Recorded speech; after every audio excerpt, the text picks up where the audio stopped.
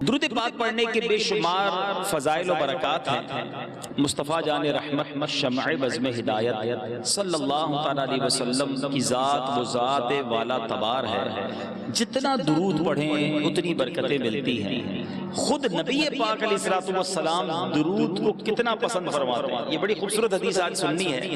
مومن درود پڑھے، غلام درود پڑھے تو وہ اپنی جھولیاں بھرتا ہے، مگر خود پیارے آقا علیہ السلام درود پڑھنے والے سے کتنا خوش ہوتے ہیں، کتنا پسند فرماتے ہیں کہ ایک بار حضرت ابی بن کعب رضی اللہ تعالی عنہ نے فرمایا کہ میں نے دربار نبوت میں عرض کی، پیارے آقا سے عرض کی کہ یا رسول اللہ صلی اللہ تعالی علیہ وسلم، میں آپ پر کثرت سے درود پاک پڑھتا ہوں یا کثرت سے پڑھنا چاہتا ہوں، تو آپ ارشاد فرمائیے کہ کتنا پڑھوں؟ فرمایا تو جتنا چاہے پڑھ۔ عرض کی حضور میں باقی وظائف میں سے چوتھا حصہ 1/4 جو ہے اپنا وقت درود پاک پر صرف کیا کروں گا۔ پیارے آقا علیہ السلام نے فرمایا جتنا پڑھنا چاہے پڑھ لے اور زیادہ کر لے تو تیرے لیے بہتر ہے۔ عرض کی حضور اب میں نصف وقت جو ہے آدھا وقت آپ پر درود پاک پڑھا کروں گا۔ پیارے آقا علیہ السلام نے فرمایا تیری مرضی ہے، اگر اس سے بھی زیادہ کر لے تو تیرے لیے بہتر ہے۔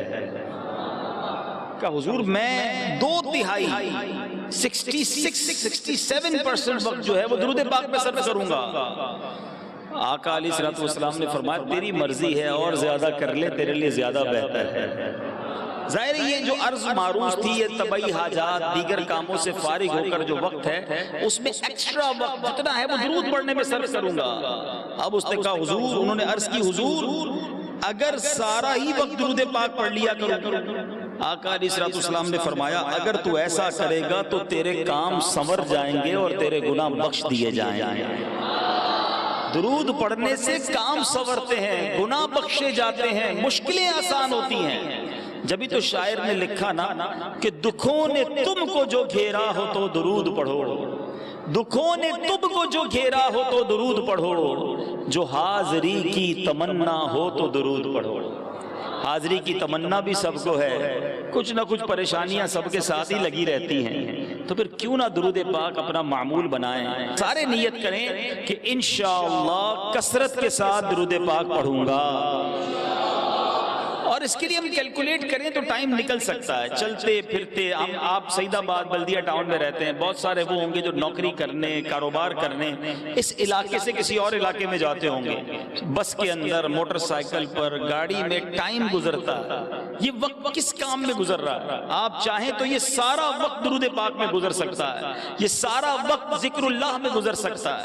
بدقسمتی سے ہم بہت سارا ٹائم ضائع کرتے ہیں، آج گھنٹوں سوشل میڈیا پہ لوگ ضائع کر رہے ہیں، درود پڑھنے کا، اللہ کا نام لینے کا، ذکر الہی کرنے کا ٹائم نہیں ہے، یہ درست نہیں ہے۔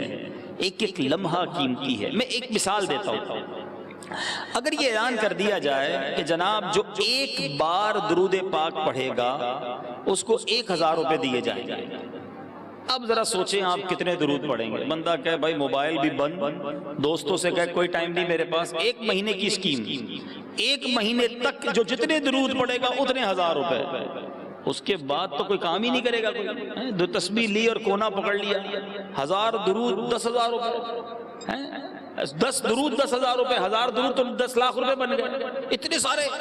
مگر میں آپ سے پوچھتا ہوں 1000 روپے کی قیمت ہے یا اللہ کی رحمت کی قیمت ہے؟ ایک بار درود پاک پڑھے، ایک رحمت نہیں، اللہ کے نبی فرماتے ہیں 10 رحمتیں نازل ہوتی ہیں، 10 گناہ معاف ہو جاتے ہیں، 10 درجے بلند ہو جاتے ہیں، پھر بھی نہیں پڑھتے۔ آج میں بھی پکی سچی نیت کروں، آپ بھی کریں کہ انشاءاللہ ہماری زبان ذکر و درود سے تر رہے گی انشاءاللہ۔ پیارے آقا علیہ السلام نے جب ہجرت مدینہ فرمائی، بہت خوبصورت یہ واقعات ہیں، بڑی شاندار یہ داستان ہے، جو ہجرت کی داستان ہے نا، یہ عشق بھری داستان ہے، یہ قربانیوں کی داستان ہے۔ ذرا سوچئے یہ جو ہجرت مدینہ ہے یہ کیوں ہوئی تھی؟ مکہ پاک میں مسلمانوں کا جینا دو بھر کر دیا گیا۔ آج آپ کو کوئی بلدیہ ٹاؤن سے آئے، سعید آباد سے کہے نکلو یہاں سے، آپ کہیں میں کیوں نکلوں بھائی، میرا گھر، میرے ماں باپ ادھر رہے، ہمارے باپ داداؤں کی سرزمین، ہمارا سب کچھ یہاں، کیوں نکلیں؟ مکے میں مسلمانوں کے ساتھ یہی کیا گیا، کاروبار بھی وہیں تھا، گھر بھی وہیں تھا، خاندان بھی وہیں تھا، جائیدادیں وہیں تھیں۔ خود پیارے آقا علیہ الصلوۃ والسلام کی پیدائش مکہ مکرمہ میں ہوئی، بچپن انہی گلیوں میں گزرا، جوانی وہیں گزری۔ پیارے آقا علیہ الصلوۃ والسلام کی زندگی میں 63 سال میرے آقا نے اس دنیا کو اختیار فرمایا۔ ان 63 میں سے 53 سال 53 ایئرز میرے آقا نے مکے میں گزارے۔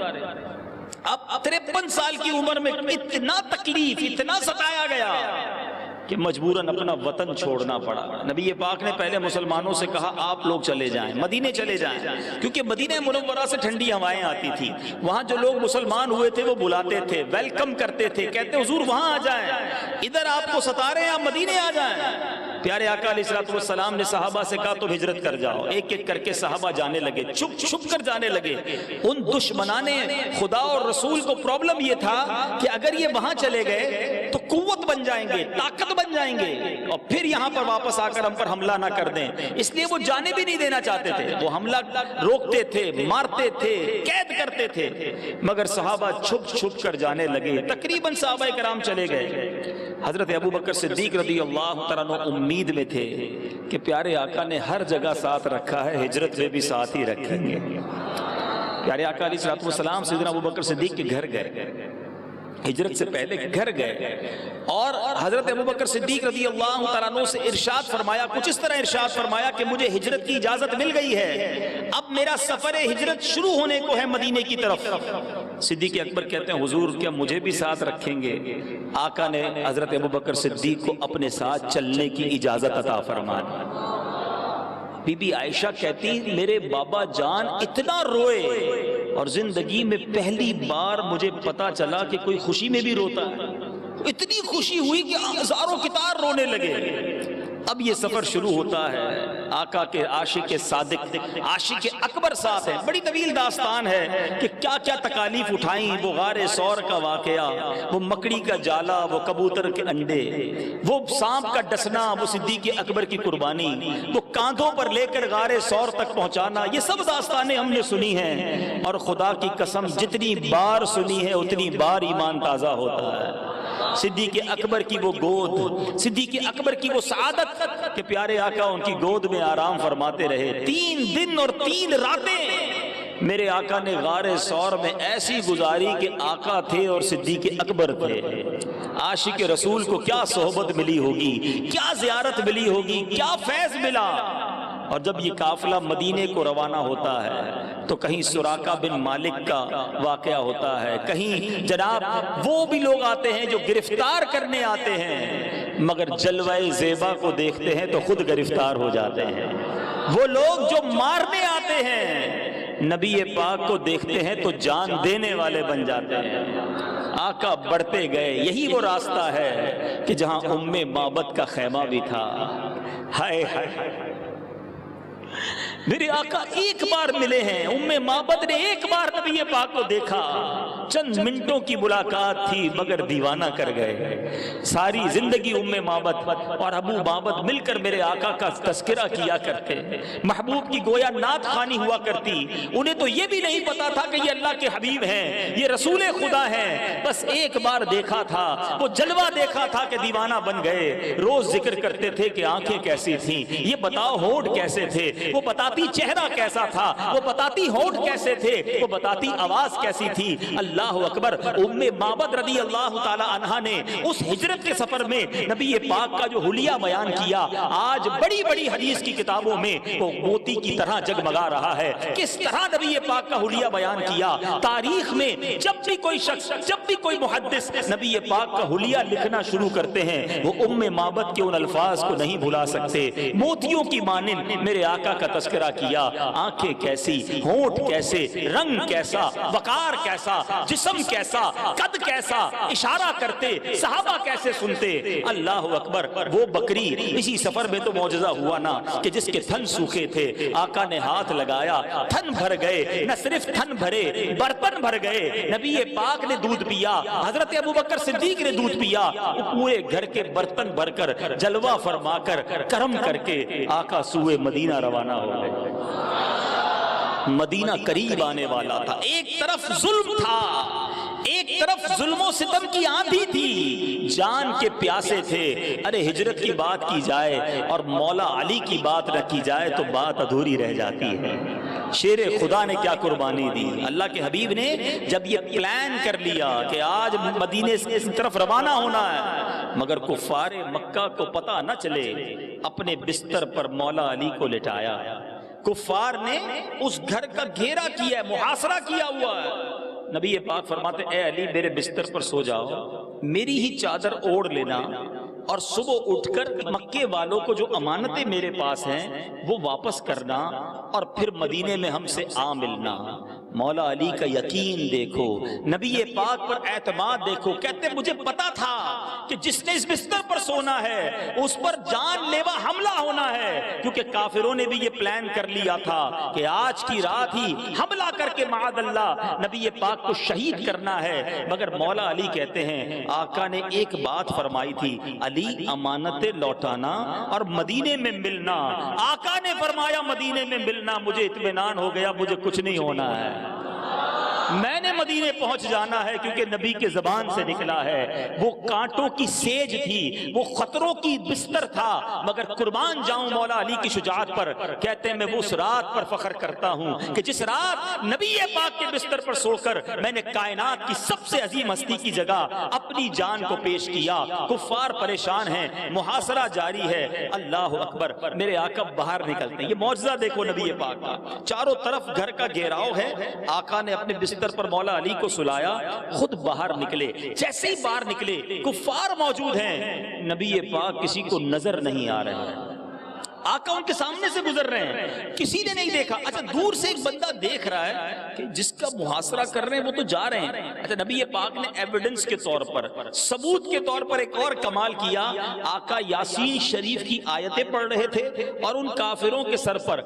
ان دشمنوں کے سر پر خاک بھی ڈالتے جا رہے تھے، انہیں نظر نہیں آ رہے جو تلوار لیے کھڑے ہیں۔ آقا سب کے سروں پر خاک ڈالتے ہوئے تشریف لے گئے۔ وہ جو بندہ دور کھڑا تھا اس نے کہا کس کا محاصرہ کر رہے ہو؟ کہا محمد عربی صلی اللہ علیہ وسلم کا محاصرہ ہے۔ کہا وہ تو ابھی تمہارے درمیان سے نکلے۔ کہا نہیں، ایسا کیسے ہو سکتا ہے؟ کہا سب اپنے سروں پر دیکھو، تمہارے سر پر خاک بھی ڈال کر گئے۔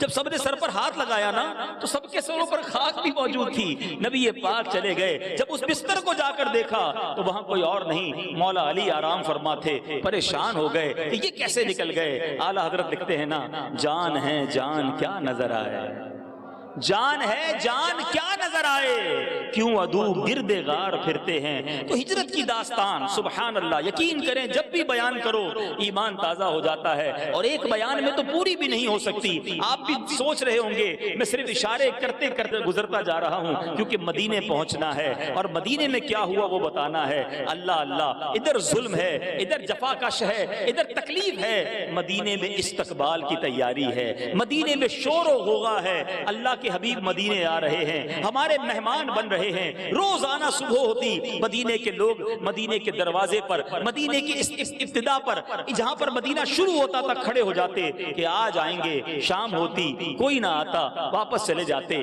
پھر کھڑے ہوتے انتظار کرتے، پھر چڑھے جاتے۔ آپ کو جان کر خوشی ہوگی میرے آقا کس دن مدینے پہنچے۔ اللہ اکبر، نبی پاک جس دن مدینے میں داخل ہوئے وہ 12 ربیع الاول کا دن تھا، پیر کا دن، 12 ربیع الاول کی صبح ہے۔ اللہ کے حبیب جیسے ہی مدینے میں داخل ہوتے ہیں، ابھی مدینہ منورہ کے قریب پہنچتے ہیں، ایک شور برپا ہو جاتا ہے کہ کونین کے والی آ گئے، رب کے حبیب آ گئے، مدینے کے مقدر جگانے والے آ گئے۔ اب صحابہ ہیں، اب وہاں کے بچے ہیں، چھوٹی چھوٹی بچیاں ہیں، مدینے میں خواتین ہیں، سب نکل پڑے اللہ کے حبیب کا استقبال کرنے۔ مرحبا یا مصطفیٰ کے نعرے ہیں، مرحبا یا رسول اللہ کے نعرے ہیں۔ بچیوں نے گویا نئے نئے کپڑے پہنے، بچوں نے نیا لباس پہنا، دو رویا کھڑے ہو گئے۔ اللہ اکبر، ایسا استقبال ہوا، آج تک اس استقبال کو کائنات یاد کرتی ہے۔ وہ نغمہ آپ نے کئی بار سنا ہوگا، وہ نغمہ پہلی بار وہی گنگنایا گیا، آقا کو کس طرح استقبال کیا گیا۔ وہ بچیاں کہتی ہیں طلع البدر علینا من ثنیات الوداع وجب الشکر علینا ما دعا للہ داعی۔ اللہ کے حبیب ایسا بدر، ایسا چاند ہم پر طلوع ہو گیا ہے سنیت الوداع کی گھاٹی میں، اب ہم پر اللہ کا شکر ادا کرنا واجب ہو گیا۔ بڑی عزت و احترام کے ساتھ نبی پاک سب سے ملتے جاتے، مسکراتے جاتے، بچوں سے پیار کرتے جاتے اور اہل مدینہ استقبال کرتے جاتے۔ ذرا سوچو قلب مصطفیٰ کو کیسی ٹھنڈک مل رہی ہوگی، نبی پاک کو کیسی راحت مل رہی ہوگی کہ وہ مکہ جو میرا شہر، جہاں میری پیدائش، جہاں میرا گھر، جہاں میرے خاندان کے لوگ تھے، انہوں نے مجھے نہ رہنے دیا، اور آج میرے غلام مدینے والے کس انداز سے استقبال کر رہے ہیں۔ اللہ اکبر۔ اللہ تعالیٰ آپ سب کو مدینے کی بار بار حاضری عطا فرمائے۔ مسجد قباء کے قریب وہ مقام آج بھی موجود ہے جس کو سنیت الوداع کہا جاتا ہے۔ وہ ایگزیکٹلی وہ جگہ ہے جہاں پر میرے آقا آئے تھے اور وہاں مدینے والوں نے استقبال کیا۔ کیا خوبصورت نغمہ ہے۔ تصور جماؤ وہ کیسا منظر ہوگا جب رب کے حبیب، کونین کے والی، عرش کے دولہ مدینے میں آئے ہوں گے، نور کی بارش اور خوشیوں کا سما ہوگا۔ اللہ اللہ، اے 12 ربیع الاول کو جلوس نکالنے والوں، وہ بھی 12 ربیع الاول تھا جب نبی پاک کے ساتھ صحابہ نے جلوس نکالا تھا۔ اس دن وہاں نعرے لگائے گئے تھے، ہم کیوں نہ جلوس نکالیں، ہم کیوں نہ نبی پاک کی مرحبا کی دھومیں مچائیں۔ کیا خوبصورت کلام ہے۔ طلع البدر علینا من ثنیات الوداع وجب الشکر علینا ما دعا للہ دا۔ طلع البدر علینا من ثنیات الوداع وجب الشکر علینا ما دعا للہ دا۔ آقا مدینے پہنچ گئے ہیں۔ سیدنا ابو ایوب انصاری کے بھاگ جاگ گئے۔ ہر صحابی کی تمنا نبی پاک میرے گھر آئیں، مگر آقا نے کہا میری اونٹنی جدھر رکے گی وہی اس گھر میں ہی میں نے جانا ہے۔ ایک اور خوبصورت بات، مدینے آقا کے پہنچنے سے پہلے کا واقعہ، 700-800 سال پرانی بات۔ طبا نامی ایک بادشاہ کا مدینے سے گزرا، اس کے ساتھ 400 علماء بھی تھے۔ علماء نے کہا ہم یہ جگہ چھوڑ کے نہیں جائیں گے۔ کہا کیوں؟ آسمانی کتابوں میں یہ لکھا ہے کہ آخری نبی ایک ایسی وادی پر تشریف لائیں گے جو درختوں والی وادی ہوگی، اور ہمیں لگتا ہے یہ وہی جگہ ہے، نبی پاک نے یہیں آنا ہے، ہم نے یہ جگہ چھوڑ کے نہیں جانا، ان پر ایمان لائیں گے، ان سے ملاقات کریں گے۔ بادشاہ بھی عاشق رسول، آقا دنیا میں تشریف نہیں لائے، 700-800 سال پرانی بات ہے۔ مدینے سے محبت دیکھو کتنا پہلے سے جاری ہے۔ بادشاہ نے کہا اچھا ایسا ہے، 400 علماء کے لیے گھر بنا دیے، ان کی شادیاں کروائیں، کہا تم یہیں رہو۔ ایک اور خوبصورت گھر بنایا، ایک خط لکھا، اور خط لکھا نبی پاک کے نام پر جو ابھی دنیا میں آئے نہیں ہیں بظاہر۔ کہ حضور میں بھی آپ کا ایک غلام ہوں، اگر آپ کی زندگی میں، اگر میری زندگی میں آپ کی بارگاہ میں حاضر ہوا تو آپ پر ایمان بھی لاؤں گا، آپ کی خدمت بھی کروں گا، مجھے بھی اپنی غلامی میں قبول فرمائیے گا۔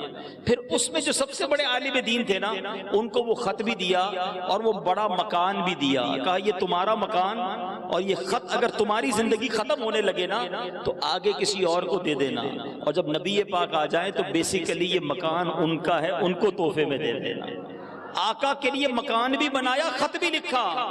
جب وہ عالم دین دنیا سے جانے لگتے، اپنے آنے والی نسل کو دے جاتے، بیٹے کو دے جاتے کہ بیٹا یہ امانت ہے، یہ خط بھی امانت ہے، یہ گھر بھی امانت ہے۔ اگلی بار جب ان کا انتقال قریب ہونے لگتا وہ خط آگے بڑھاتے، اب سنو ایمان تازہ ہو جائے گا۔ نبی پاک نے جو یہ فرمایا نا کہ اونٹنی جدھر رکے گی وہی میرا مقام ہوگا، ادھر ہی میں نے ٹھہرنا ہے۔ اونٹنی چلتی رہی، ہر مدینے والے کا دل دھڑکتا تھا کاش میرے گھر کے آگے رک جائے، آقا میرے مہمان بن جائیں۔ وہ اونٹنی جا کر رکتی ہے، سیدنا ابو ایوب انصاری کے دروازے پر آقا اس گھر میں چلے جاتے ہیں۔ آپ کو معلوم ہے سیدنا ابو ایوب انصاری کون تھے؟ وہ اسی عالم دین کی اولاد میں تھے۔ دراصل یہ گھر ابو ایوب انصاری کا نہیں، میرے آقا کا تھا۔ حضرت ابو ایوب انصاری میزبان نہیں، نبی پاک میزبان ابو ایوب انصاری ہی مہمان تھے، آقا کا گھر تھا، آقا اپنے گھر پہنچے، تحفے میں پہلے ملا ہوا تھا۔ بریلی کے تاجدار جبھی تو لکھتے ہیں نا، آسماں خان زمیں خان زمانہ مہمان، آسماں خان زمیں خان زمانہ مہمان، صاحب خانہ لقب کس کا ہے تیرا تیرا، آقا سارا زمانہ آپ کا، ہم مہمان آپ میزبان۔ جناب اب مسجد کی ضرورت محسوس ہوئی۔ سب سے پہلی مسجد جو اسلام کی بنی، اس مسجد کا نام ہے مسجد قباء۔ اللہ اکبر، یہ وہ عظیم مسجد ہے میٹھے اسلامی بھائیوں جس کا ذکر قرآن پاک میں موجود ہے۔ قرآن پاک میں اس مسجد کا ذکر موجود ہے۔ اور یہ کیسے بنائی؟ حضرت کلثوم بن ہدم کی ایک زمین کو میرے آقا نے پسند فرمایا، وہاں پر خاندان عمر بن عوف کی کھجوریں سکھائی جاتی تھی۔ اس جگہ میرے آقا نے اپنے مقدس ہاتھوں سے مسجد کی بنیاد ڈالی۔ یہی وہ مسجد ہے جو آج مسجد قباء کے نام سے مشہور ہے۔ قرآن فرماتا ہے لَمَسْجِدٌ أُسِّسَ عَلَى التَّقْوَى مِنْ أَوَّلِ يَوْمٍ أَحَقُّ أَن تَقُومَ فِيهِ۔ ترجمہ، یقیناً وہ مسجد جس کی بنیاد پہلے ہی دن سے پرہیزگاری پر رکھی ہوئی ہے، وہ اس بات کی زیادہ حقدار ہے کہ آپ اس میں کھڑے ہوں۔ فِيهِ رِجَالٌ يُحِبُّونَ أَن يَتَطَهَّرُوا وَاللَّهُ يُحِبُّ الْمُطَّهِّرِينَ۔ آگے فرمایا اس مسجد میں ایسے لوگ ہیں جن کو پاکی بہت پسند ہے اور اللہ تعالیٰ پاک رہنے والوں سے محبت فرماتا ہے۔ یہ مسجد کی تعمیر کتنی شاندار ہوئی، صحابہ پتھر اٹھا کر لاتے، آقا ان کے ہاتھوں سے پتھر لے کر دیوار پر رکھتے، ایک خوبصورت منظر تھا، گارا بنایا جاتا، اینٹیں لگائی جاتی۔ اے مسجد بنانے والوں، اے مسجد کی تعمیر کرنے والوں، تمہیں مبارک ہو، میرے آقا نے اپنے ہاتھوں سے مسجد کی تعمیر رکھی، نبی پاک نے اپنے ہاتھوں سے اینٹیں رکھی۔ اے میرے بیچ اسلامی بھائیوں، کچھ لوگ عرض کرتے کہ حضور آپ چھوڑ دیجئے، ہمارے ماں باپ آپ پر قربان، ہم خادم موجود ہیں، آپ کیوں پتھر اٹھاتے ہیں، آپ کیوں اینٹیں رکھتے ہیں؟ اللہ کے حبیب علیہ السلام ان کی دل جوئی کے لیے چھوڑ دیتے، جب وہ آگے چلے جاتے آقا ایک اور وزنی پتھر اٹھا لیتے اور مسجد کی تعمیر میں لگاتے۔ صحابہ کرام کا جوش بڑھے، ولولہ بڑھے، جذبہ بڑھے، نبی پاک علیہ السلام صحابہ کرام کے ساتھ آواز ملا کر حضرت عبداللہ بن رواحہ کے یہ اشعار پڑھتے، صحابہ کرام بھی پڑھتے، افلح من يعالج المسجد ويقرأ القرآن قائما وقاعدا ولا يبيت الليل عنه راقدا۔ اس اشعار کے ترجمہ سنیے، وہ کامیاب ہے جو مسجد کی تعمیر کرتا ہے اور اٹھتے بیٹھتے قرآن پڑھتا ہے اور سوتے ہوئے رات نہیں گزارتا۔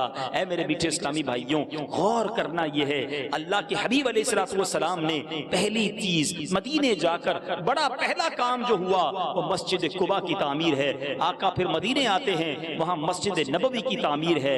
گویا نبی پاک علیہ السلام نے مسجد کی تعمیر کی بنیاد اپنے ہاتھ سے رکھی۔ اور قباء شریف کی تو کیا بات ہے، حدیث پاک کا مضمون ہے، جو قباء شریف جائے 2 رکعت طہارت حاصل کر کے جائے، 2 رکعت ادا کرے، اس کے لیے عمرے کا ثواب ہے۔ اللہ مجھے اور آپ کو مدینے کی بار بار حاضری عطا فرمائے۔ جب مدینے شریف جانا نا، روز قباء شریف جانا ہے، روز عمرے کا ثواب ہے۔ تو بہرحال میرے بیچ اسلامی بھائیوں، ہمیں بھی مسجد بنانے کا جذبہ ہونا چاہیے۔ سب سے پہلی خوبصورت روایت جو مسجد بنانے والوں پر زبردست یوں سمجھیے کہ ہمارے لیے دلیل ہے، اللہ کے حبیب علیہ السلام فرماتے ہیں من بنا مسجدا یذکر فیہ اسم اللہ بنى اللہ لہ بیتا فی الجنہ۔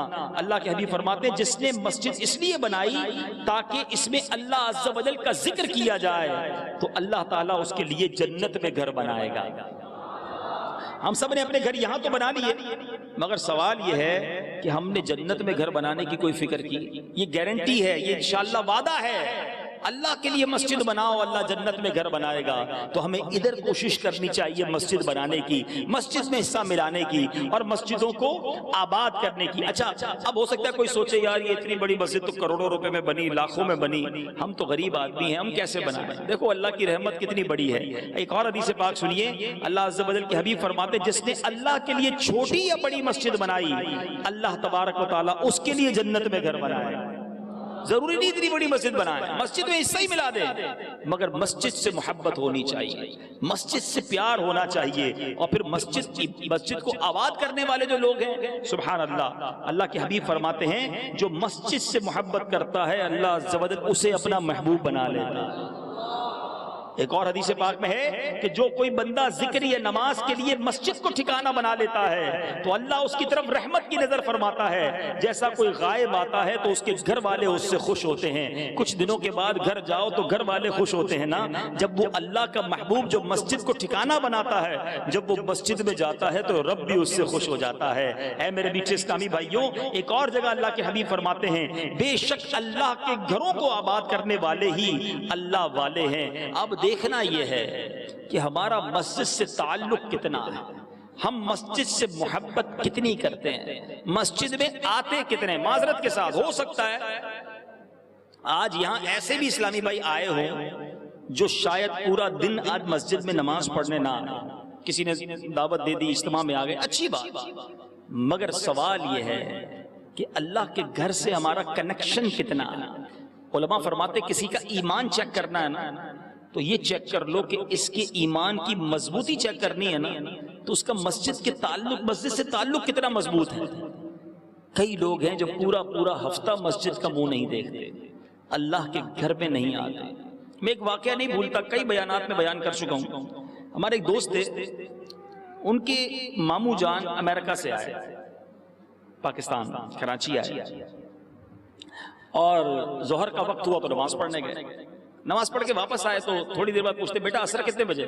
کہ ماموں جان ابھی تو ظہر پڑھی ہے، اثر میں تو بہت دیر ہے، 5:30 بجے اثر ہے۔ اچھا 4 بجے تو پوچھا بیٹا وہ اثر کتنے بجے، کتنی دیر باقی ہے؟ ارے ماموں جان ابھی تو 4 بجے کافی ٹائم باقی ہے۔ جب 4:45 بجے تو کھڑے ہو گئے، کہاں جا رہے ہیں؟ وضو کرنے جا رہے ہو، نماز کی تیاری کر۔ ارے بھائی آپ کو کیا ہو گیا، ابھی تو اذان بھی نہیں ہوئی۔ ماموں جان نے جو جواب دیا نا بڑا کمال کا تھا کہ بیٹا تمہیں کیا معلوم مسجد کیا ہے، ہم 25 30 40 کلومیٹر تک ہمیں دور مسجد نہیں ملتی۔